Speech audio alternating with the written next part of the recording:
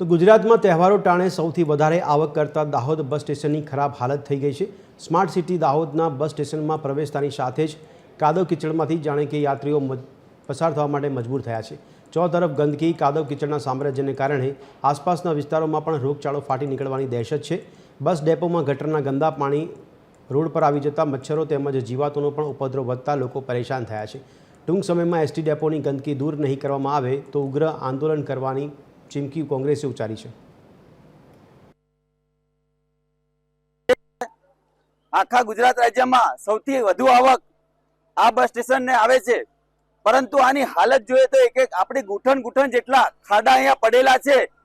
ચારે તરફ પાણી ભરાયેલું છે, ગટરનું પાણી ઉભરાઈને આવે છે। પ્રવાસીઓ અહીંયા ઉભા રહી શકતા નથી, બસમાં ચડી શકતા નથી। આ બસ સ્ટેશન ગુજરાતનું સૌથી વધારે ઇન્કમ વાળું દાહોદ બસ સ્ટેશન છે, પણ અહીંયા સુવિધાના નામે મીંડું છે।